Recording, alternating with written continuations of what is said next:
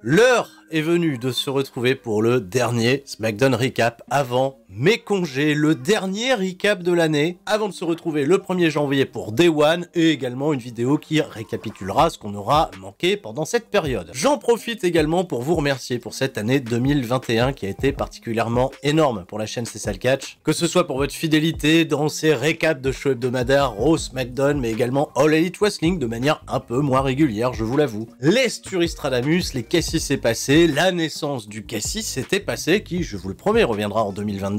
Le Gaming Gossy et twitch.tv/Turi316, où d'ailleurs pas mal de rediffusions de son contenu sont disponibles, je le rappelle, sur ma chaîne secondaire La Corde à Linge, qui a été, oui, très active ces 2 derniers mois. Encore une fois, merci du fond du cœur, et 2022 ne pourra être que meilleur. Oui, que meilleur, que ce soit pour la chaîne, pour mes activités, et également pour le catch de manière générale, et je vous souhaite également tout le meilleur. Mais trêve de politesse, car c'est le moment de parler de cet épisode de SmackDown, qui s'est déroulé, je le rappelle, dans la nuit du vendredi 17 décembre au samedi 18 décembre, à Chicago All-State Arena, où a été annoncé le retour du chef tribal Roman Reigns, certainement pour réclamer des comptes à ce cher Paul Heyman, son conseiller qui la semaine dernière s'est un peu rapproché de son ancien client, Brock Lesnar, ravivant ainsi la flamme de l'une des storylines les plus intrigantes de ces derniers mois. Et, pas se mentir, c'est un peu tout ce qu'il y avait à se mettre sous la dent à SmackDown, à savoir, le dernier angle. Donc on va garder le meilleur pour la fin. Parce que depuis quelques semaines, SmackDown, c'est pas terrible, et je m'en vais encore une fois vous expliquer pourquoi. Un show qui débute avec un traditionnel clip, on nous remonte bien entendu les péripéties de Sami Zayn, de Brock Lesnar, de Paul Heyman, et de la loyauté de ce dernier, encore une fois remise en cause par Kayla Braxton Investigation, qui, étonnamment, a été absente de l'entièreté de cet épisode. Merde, y a pas de souci, elle a le droit à son petit jour de congé. Et le show s'ouvre officiellement avec Paul Heyman backstage. Enfin même, on a plus l'impression qu'il est sur le parking avec le titre universal, parce que Roman Reigns, quand il part en vacances, il prend pas le titre avec, c'est Paul Heyman qui doit en prendre soin, qui doit l'astiquer, tout ça. Il attend gentiment que la voiture de Roman Reigns arrive. Roman Reigns, il va se pointer en retard au boulot, c'est normal ça, hein, Roman Reigns, voilà, jour de reprise, déjà la bourre. Alors c'est le ring qui va nous accueillir avec notamment l'entrée de Sasha Banks qui fait équipe avec Toni Storm, qui n'a pas le droit à avoir sa propre entrée pour un match par équipe, où les babyface feront face à Shotzi Blackheart et Charlotte Flair. Toni Storm, on a besoin de la construire, bien entendu, crédible pour être la prochaine challengeuse au titre de Charlotte Flair. Étant donné que la semaine dernière, elle l'a tout simplement battue par disqualification, quand Charlotte Flair a décidé de ne pas arrêter de l'attaquer dans le coin du ring. L'arbitre, il a perdu patience, il a disqualifié, et de ce fait, Toni Storm, elle est devenue aspirante au titre. Donc Toni Storm, pour la construire, déjà, on lui donne pas d'entrée, et deuxième chose, c'est le problème de la physionomie de ce match, qui va durer 12 minutes, où Sasha Banks, elle prend le dessus sur Shotzi Blackheart, même sur Charlotte Flair, et d'ailleurs les gens ont un peu plus envie de voir Sasha Banks contre Charlotte Flair que Toni Storm contre Charlotte Flair. Quand elle fait le relais avec Toni tout de suite elle devient le maillon faible de l'équipe. Ils vont partir à la pub, retour de pub hot tag, et Sasha Banks fait le ménage pendant un court instant, pour ainsi, je l'espère, donner un hot tag valeureux à Toni Storm, et quand le moment vient, Toni Storm n'aura que de l'offense sur Shotzi Blackheart, et jamais sur Charlotte Flair. C'est même un peu incroyable, parce que c'est un nouveau relais qui va permettre à Sasha Banks, elle, d'avoir de l'offense sur Charlotte Flair, et de maîtriser la situation jusqu'à ce que Toni Storm s'incruste dans le ring, réussit enfin un crossbody sur Charlotte Flair pour un compte de 2, et ils nous ont vendu le crossbody comme si c'était le finishing move de Toni Storm, alors que pas du tout. Mais en effet, si l'importance de ce match est de donner de la crédibilité à Toni Storm, ils lui ont donné la victoire. Avec quoi, à votre avis? Avec le move le plus puissant de l'univers, à savoir un bon vieux roll-up des familles sur Charlotte Flair elle-même. Je suis sincèrement désolé si j'achète absolument pas ce genre de victoire pour crédibiliser une future challengeuse au titre. Et d'ailleurs, la crédibilité de Toni Storm ne va pas lui permettre d'avoir son match de championnat en pay-per-view face à Charlotte Flair, puisqu'elle devra tout simplement se contenter de l'affronter la semaine prochaine à SmackDown pour le titre. Le show de la semaine prochaine qui a d'ailleurs été préenregistré, dont on parlera pas. Mais vous pouvez bien entendu vous procurer les résultats en farfouillant sur internet. Le roi des bois installé sur son trône aux côtés du chevalier café et sa cour. Oui, parce que j'ai envie d'appeler les mid-carders babyface sans trop de programme la cour du roi des bois. Coucou Ricochet, coucou Mansour, coucou Drogulak et coucou Shinsuke Nakamura. Merde, Nakamura et Rick Boogs. Alors on se fait des papouilles, on se fait des baise-mains, arrive alors les Usos qui vont défier le New Day à un match. C'est déjà prévu pour Day One, pour le titre, mais pas du tout, ils s'affronteront ce soir. Pourquoi donner le match ce soir dans le main event? C'est un truc qui m'échappe avec WWE, il y a une affiche qui est construite pour le pay-per-view, mais on va vous la donner maintenant parce qu'on sait pas quoi faire et on sait pas comment faire avancer le programme. Et combien de fois le New Day, les Usos ont été opposés en confrontation directe ces dernières semaines avec quasiment que des victoires du New Day? N'y avait-il pas d'autres équipes à les faire confronter pour faire hyper encore un peu plus la sauce, alors que des équipes, il y en a. Il y a les Viking Raiders. Ils vont en ring, bien entendu, en faisant raid, c'est leur nouveau truc à la mode. Car dans un instant, alors qu'on n'avait rien demandé à personne, ils vont affronter Jinder Mahal et Shanky. Bien les occuper. Et pourquoi pas? Alors dans un instant, là il faut revoir également la petite notion de un instant, parce que entre temps, on nous remonte les débuts du protecteur Xia Ali qui est venu en aide à Naomi contre Shayna Baszler, Natalya et Sonya Deville. Spoiler alert, Xia Ali, on va pas la revoir de l'épisode, et Natalya backstage répond à Megan Morant en disant c'est qui cette Xia Ali, de quoi elle se mêle celle-là, la prochaine fois que je la croise, je lui montre que je suis la meilleure du game, la meilleure du business. Natalya. Vraiment. Je sais qu'elle peut se vanter d'être dans le Guinness Book des records parce que c'est la catcheuse qui a le plus de matchs actifs à la WWE, mais bon, crédibilité, moi je la regarde la WWE chaque semaine, et Natalya... Et toujours dans cette notion d'instant totalement incroyable, on a un long clip de quasiment 3 minutes avec le Raw Rebound pour nous expliquer comment Bobby Lashley a obtenu son title shot contre Big E dans le Fatal 4-Way de Day One, et bien entendu pour tous ces événements-là, je vous invite à aller regarder le Raw Recap qui est sorti ce mercredi sur la chaîne. Les Viking Raiders, enfin, tu vois, la notion d'instant, ils sont toujours sur le ring, ça va, on a laissé leur musique, ils continuent de faire raid, et les entrées de Shanky et de Jinder Mahal. Vu qu'on a gaspillé pas mal de temps d'antenne, le match va pas débuter tout de suite puisqu'on va partir à la pub, retour de pub, 5 minutes d'action où j'ai bien eu l'impression que la WWE a tenté de nous crédibiliser Shanky comme le géant de SmackDown. Il va avoir pas mal d'offenses pendant l'intégralité du match. Moi, il y a un truc qui me gêne avec Shanky, c'est que c'est un géant, certes, mais il est habillé exactement comme Omos. En cela dit, bien moins dominant au point même de perdre le match après un gros splash de la part d'Ivar. Cela dit, de l'action pas mauvaise et le momentum qui reprend petit à petit pour les Viking Raiders. On va voir jusqu'où ça va les mener.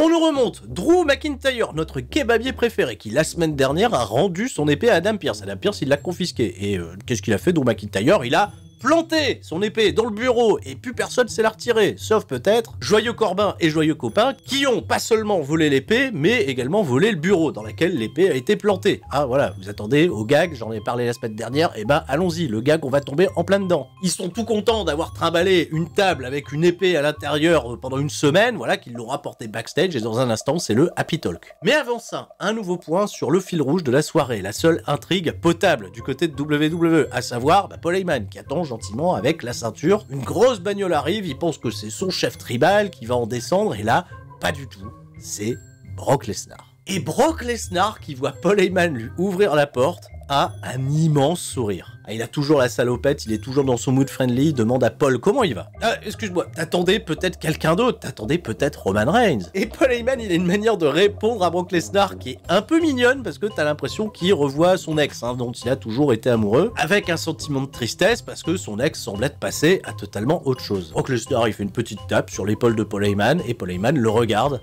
avec un air... Ah, pas pantois, non, totalement... Mais il est in love, qu'est-ce que vous voulez? C'est les peines d'amour, les peines de cœur. Joyeux Copain et Joyeux Corbin, ils arrivent pour leur Happy Talk, ils sont bien contents d'avoir intégré à leur décor le bureau et l'épée de Drew McIntyre. Ils se disent, tiens, comment on peut utiliser l'épée? Peut-être comme porte-chapeau, voilà, ils mettent un chapeau sur le bord de l'épée, peut-être comme coupe-cigare, ils sortent un cigare, ils coupent le cigare avec l'épée, super. Joyeux Corbin, il va demander à Joyeux Copain s'il a pas une blague, pour agrémenter leur joie et leur bonheur. Alors, il n'a pas une blague, il en a 3. Mais je vais être transparent avec vous, j'ai pas envie de les reprendre, j'ai pas envie de vous les retranscrire parce que il y avait plus important que ça, la foule a commencé à ce moment précis à chanter Alerte CM Punk, All State Arena, qu'est-ce qui se passe? WWE, vous aviez tout fait pour éviter d'avoir ça. Et d'ailleurs, Kevin Dunn dans son camion, tout de suite, il a commencé à masquer les chants CM Punk. Oui, écoutez les bruits de foule pendant l'intégralité du show, il y a une grosse ambiance Thunderdome, malheureusement. Et Joyeux Copain, Joyeux Corbin, ils vont commencer à tour de rôle à tenter de retirer l'épée de la table, du bureau. Ah voilà, alors ils font des efforts, oulala, personne n'y croit. Ils arrivent pas à retirer l'épée, et évidemment, musique de Drew McIntyre qui vient les faire fuir. Seul le maître kebabier peut disposer de l'épée qui coupe ces fines tranches subtiles de poulet et de bœuf. On peut vous servir tendrement dans ces pains pita, avec de la salade, de la tomate et des oignons, de la sauce blanche et de la salade de phalange. McIntyre prêt à couper des têtes, et malheureusement, c'est les têtes de personnes de la mid-card dont tout le monde se fout. Voilà. Voilà, et ça c'est triste. Sonya Deville et Adam Pearce backstage reçoivent dans leur bureau la visite inopinée d'un certain Sami Zayn, qui visiblement va mieux, il est plus en fauteuil roulant, il a plus de minerve, parce que son avocat lui a dit, pardon, c'était son médecin qui lui a dit que ça allait, hein, il a dit son avocat au début.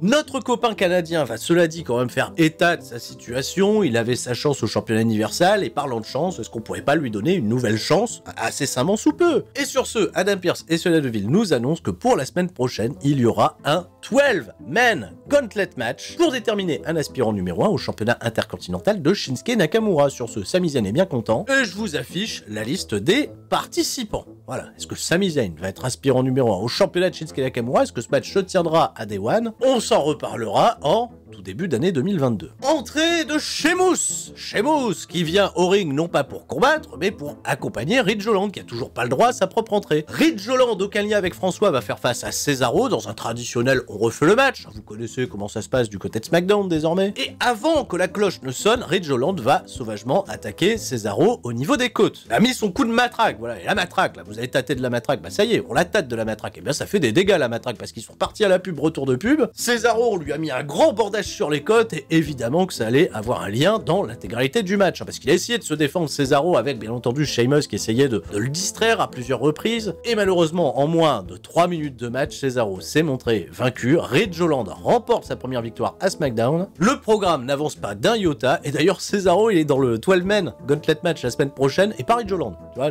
le sens, la logique, encore une fois. Un court plan backstage sur McIntyre avec son épée, il a piqué un chapeau à Joyeux Corbin, je l'aime bien voler un chapeau, et apparemment il est à la recherche de Joyeux Corbin, de Joyeux Copain. Pourquoi faire? Pour jouer aux cartes? Mais plus important, dans le ring, Naomi fait sa longue entrée. Et Naomi, elle est pas venue seule, elle est venue, non pas avec Xayali, je vous l'ai dit, elle est pas là, mais elle est venue avec une liste de ce qu'elle souhaite pour 2022. Et sur sa liste, il y a qu'un seul truc noté. Elle veut Sonya Deville, dans le ring en 1 contre 1. Visiblement, j'ai lu sur les dirt sheets que les producteurs sont très ravis de ce programme entre Naomi et Sonya Deville.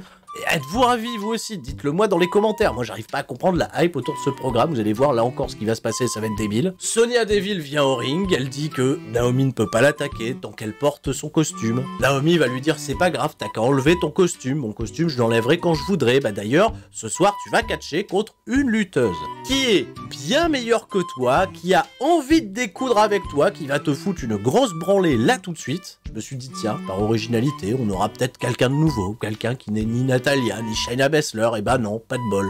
C'est Shayna Baszler qui attaque Naomi dans le dos, comme Ridge Holland dans le match précédent a attaqué Cesaro dans le dos. Voilà, les heels sont tous bookés de la même manière, sauf que la pauvre Shayna Baszler, elle est abonnée désormais, elle a sa carte de membre, figurez-vous. À la Natalia Roll-Up Zone, et bah elle va se faire contrer une prise de soumission pour tomber dans un roll-up et perdre le match en 30 secondes.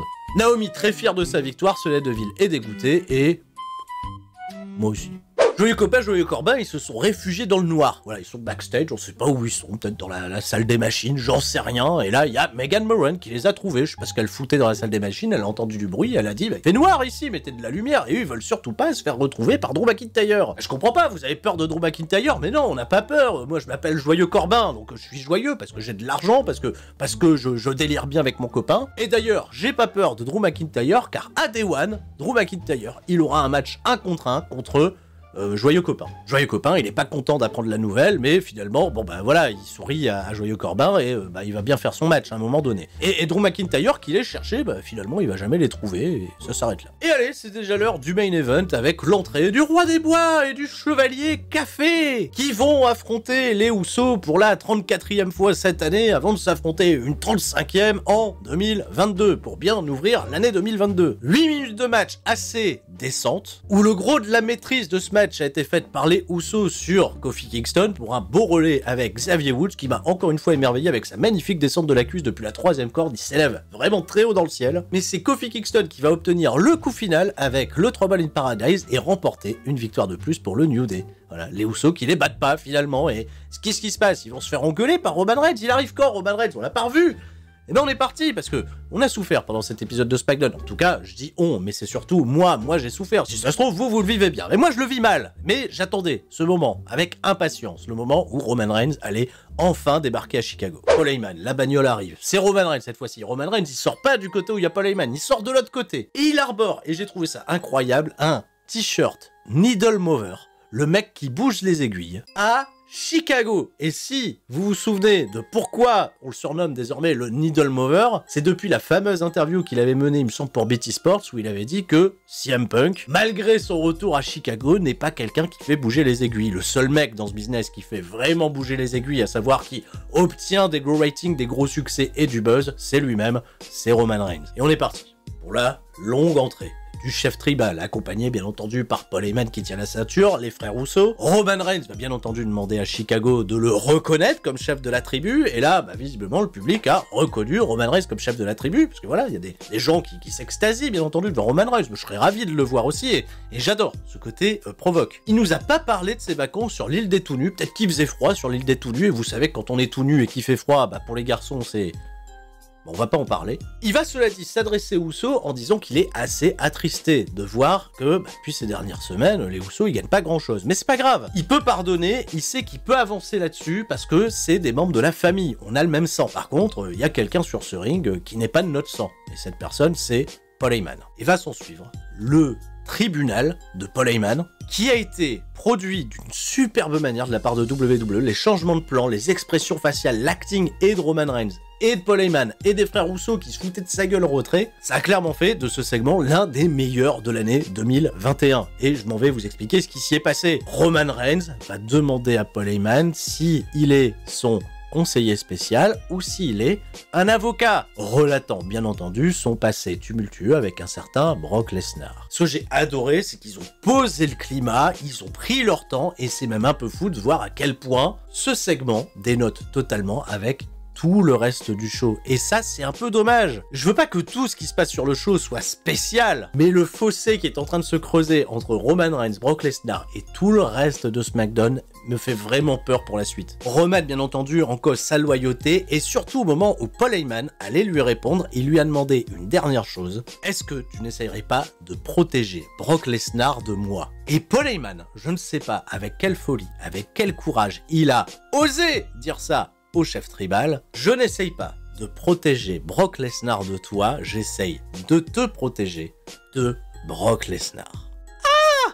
Ouf! Et là, en effet, Roman Reigns, il a le petit sourire en coin, les Usos, ils se disent « Ouh là là, le mec, il aurait jamais dû dire ça », mais pourtant, Paul Heyman, il essaye d'exprimer, tu vois, quelques vérités au sujet de Brock Lesnar, qu'il a bien connu, qui peut être terrible. Et Roman Reigns va s'approcher de Paul Heyman, lui faire un câlin, le remercier pour son honnêteté, et lui dire tout simplement, au creux de l'oreille, qu'il est viré. Gros choc à Chicago, Roman Reigns il prend quelques pas d'écart, Paul Heyman il réalise bien entendu qu'il vient de se faire dégager par Roman Reigns, et pour cimenter l'annonce, il lui colle un immense Superman Punch dans la tronche, voilà, qui a été plus ou moins correctement worké, mais Paul Heyman il reste allongé sur le sol, et Roman Reigns veut pas s'arrêter là, il demande aux Usos d'aller chercher des chaises, et il veut porter le concerto carrément à Paul Heyman, et là, heureusement, la musique de Zorro, Brock Lesnar arrive, immense réaction à Chicago, Brock Lesnar qui fait qu'une bouchée des Usos, voilà, F5 à l'extérieur du ring, il y a le premier face-à-face avec Roman Reigns qui va se défendre avec sa chaise, mais Brock Lesnar, mode berserk, qui porte Roman Reigns sur les épaules, F5, il fait un gros carnage. Alors c'est très con de dire ça, mais il est vraiment buildé comme l'ultime babyface qui peut battre Roman Reigns un jour, mais il va pas avoir d'interaction avec